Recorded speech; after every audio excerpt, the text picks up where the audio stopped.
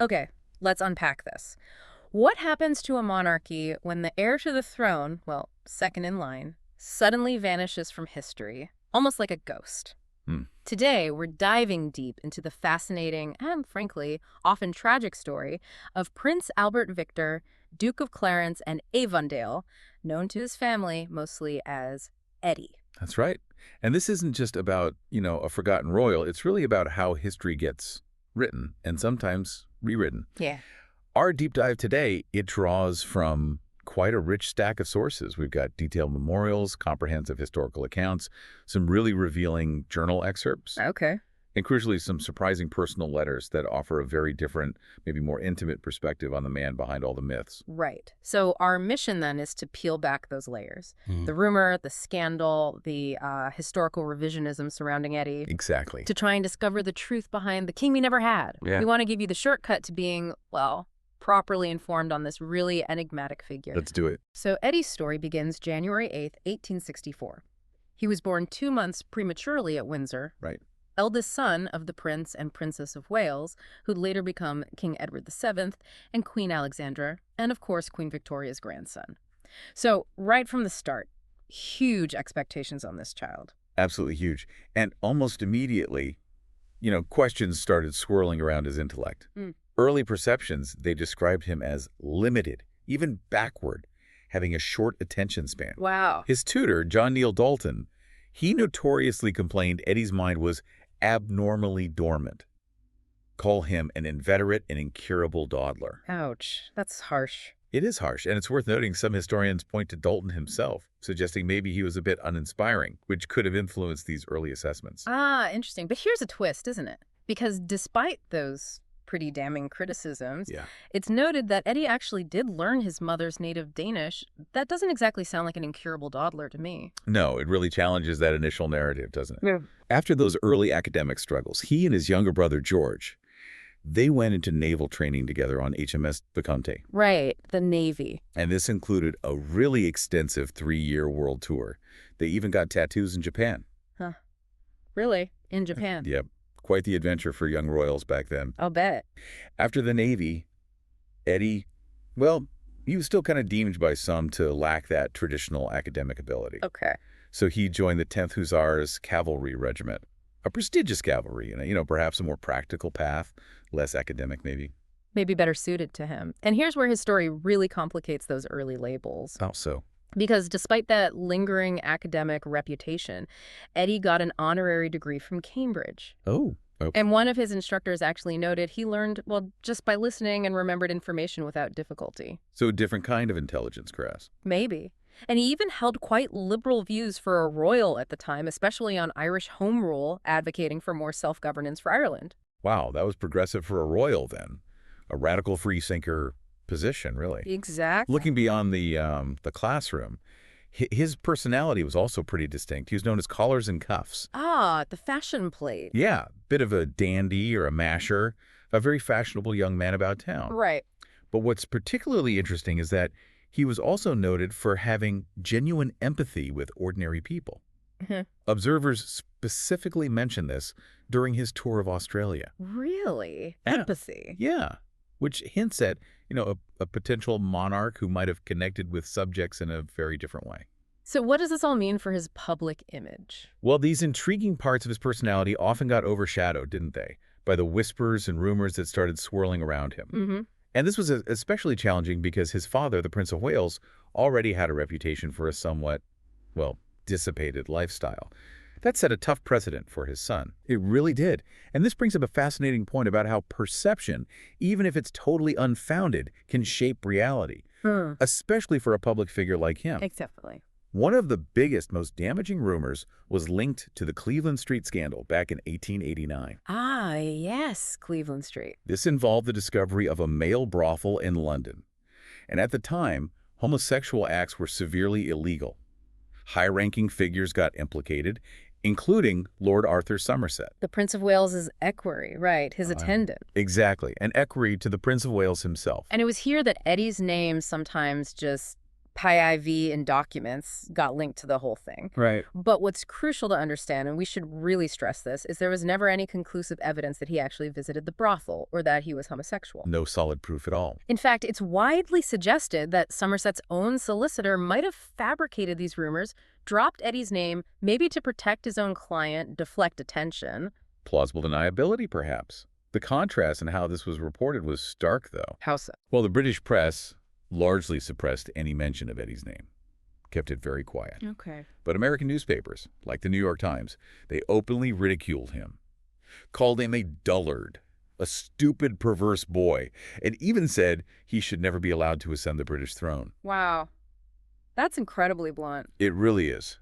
And it highlights how public narratives can be shaped so differently in different places and just how damaging an unsubstantiated rumor can become. And the gossip didn't stop there, did it?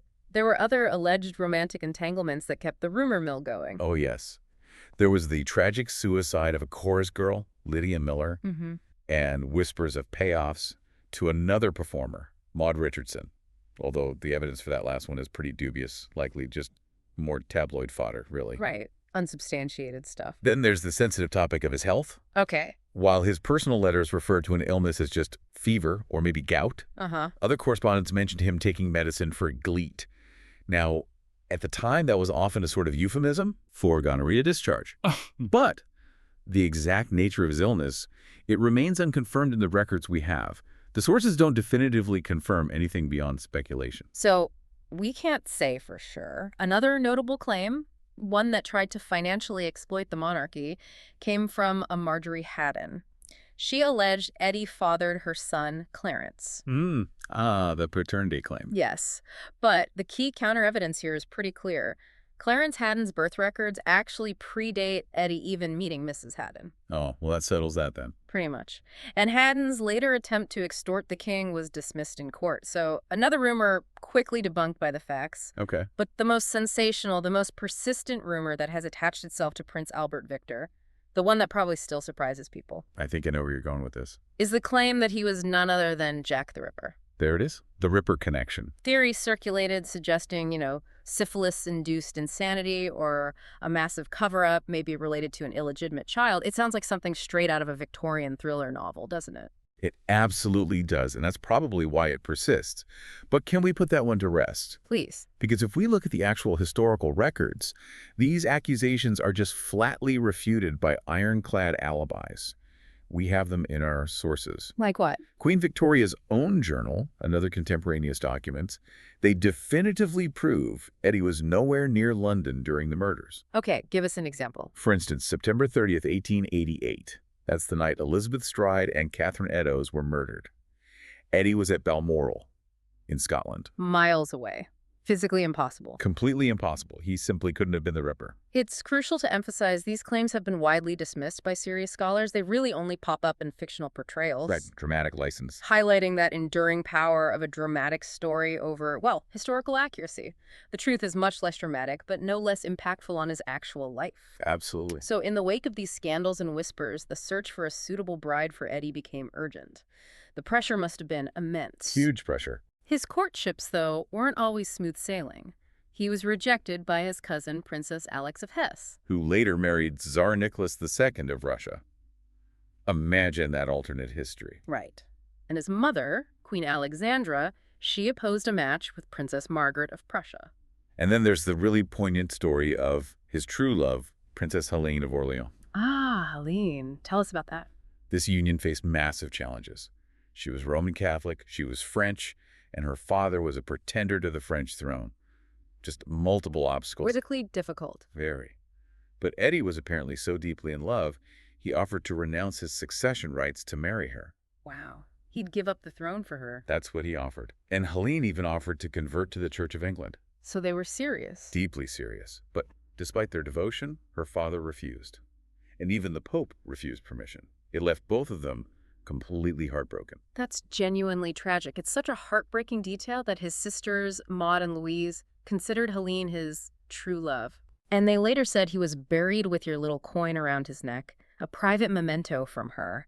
It really paints a picture of a romantic figure, not the dullard he was sometimes made out to be. It really does. A very different side to him. Ultimately, though, by late 1891, he got engaged to Princess Victoria Mary of Teck, known affectionately as May. May. Queen Victoria approved. She found Mary charming, sensible, and pretty. The wedding was all set for February 1892. This was meant to be his fresh start, his path to stability. A new chapter. Yeah. And here's a little-known ambition that really speaks to his potential beyond all the gossip. Oh. Just before his death, Eddie was actually being seriously considered for the very important political role of Viceroy of Ireland. Viceroy of Ireland, that's a major post. Exactly. Not just ceremonial, a serious public duty. It demonstrates a capacity for statesmanship that completely defies that earlier dawdler reputation, doesn't it? It really makes you wonder, doesn't it? What kind of leader would a King Eddie have been? Given these progressive views, these serious considerations for duty. We'll never know. We'll never know. Because tragically, during his 28th birthday week celebrations at Sandringham, he fell seriously ill with pneumonia. Pneumonia. And this wasn't just, a bad cold. It was a complication of the devastating Russian flu pandemic. Ah, the pandemic, 1889, 1892. Exactly. That terrifying plague that swept across the world claimed an estimated 1 million lives globally. And Eddie, tragically, became one of his victims. A stark reminder that even royalty isn't immune. Such awful timing. His last days were a somber vigil at his bedside, weren't they? They were. His parents, his siblings, his fiancée May, plus a team of physicians and nurses, all present. His father's heartbreak was palpable. He famously said, "Gladly would I have given my life for his." Such a powerful quote. The whole country was watching, gripped by this tragic turn. And then? Eddie passed away on January 14th, 1892. He was just 28 years old. So young. So young. His last words reportedly were him asking, "Who is that?" repeatedly before he succumbed. A quiet, almost bewildered end to a life that had been anything but quiet. Wow. The nation was in shock. Deep mourning. Shops closed. Church bells tolled across London. Reflecting just widespread sorrow for the king we never had. It was a moment that truly reshaped the future. His death had a profound impact, especially on his mother, Princess Alexandra. They say she never fully recovered. Really? She famously kept his room exactly as he left it, like a shrine. And his fiancée, Princess Mary, she laid her intended bridal wreath, the orange blossoms, on his coffin at the funeral. Oh, how utterly A heartbreaking. truly devastating gesture of love and loss. The most significant historical consequence, of course, was that his younger brother, Prince George, suddenly ascended to his place in the line of succession. Right. The spare becomes the heir. Exactly. And George later married Princess Mary himself, quite a remarkable turn of fate, It really is. and eventually became King George V in 1910. Without Eddie's death, the British monarchy, as we know it today, would look entirely different. Completely different. And then there's the lasting impression he left. Or maybe the impression that was created for him after his death. What do you mean? Well, many historians, perhaps, trying to enhance King George V's image by contrast. Ah, I see. They portrayed Eddie as lazy, ill-educated, and physically feeble. Some even went so far as to call his death a merciful act of providence that averted an unsuitable king. That's incredibly harsh and sounds politically motivated. It's a very harsh judgment, isn't it? It is. And it really showcases the power of historical revisionism. But there have been significant attempts recently to rehabilitate his image, haven't there? Yes, there have. Some historians argue his academic struggles were largely down to his tutor's incompetence. Back to Dalton. Back to Dalton. And that Eddie was, in fact, a warm, charming man with surprisingly progressive views for his time and position. It paints a much more nuanced picture. A more complex human being. Exactly. He's finally laid to rest in the Albert Memorial Chapel, which is a beautiful chapel inside St. George's Chapel at Windsor Castle. Windsor, okay. His tomb itself is quite a significant example of late 19th century sculpture, almost a work of art in its own right, perhaps a final testament to a life that defied easy categorization. If we zoom out a bit, while Eddie's death was obviously tragic, royal history is filled with unusual and shocking demises, isn't it? Oh, absolutely. From kings reportedly dying on the toilet to being impaled by a cannon. Yes, some bizarre ends. It just goes to show that even royalty, despite all the privilege, isn't exempt from untimely or just plain weird ends. It's a stark reminder of our shared human vulnerability, I suppose. Very true. So Prince Albert Victor, the king we never had, he remains an enigma, doesn't he? A figure whose life was really overshadowed by scandal and whose early death profoundly reshaped the British monarchy as we know it. He does. So maybe we can leave you, the listener, to consider this.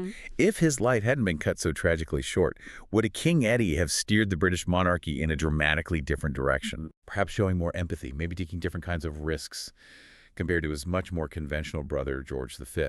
It's an enduring fascination, isn't it? That interplay between personal character, public perception, and just the sheer weight of royal destiny. Thank you for joining us on this deep dive.